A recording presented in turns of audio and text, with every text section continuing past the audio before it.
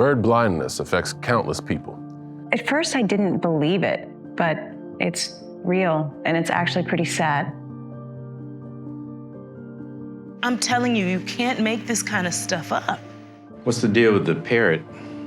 That's an eagle. Are you telling me you don't recognize what kind of bird that is? It's the inability to identify birds.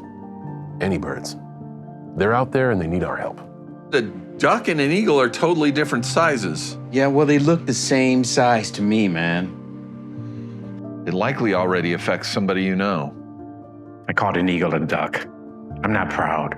As an animal expert, it was really hard to watch. Chances are, neither of those people have bird blindness, but someone does. It doesn't have to be this way.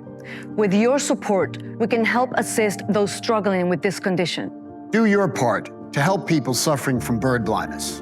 Please spread the word and raise awareness in any way you can. Oh, fucking duck attacked me.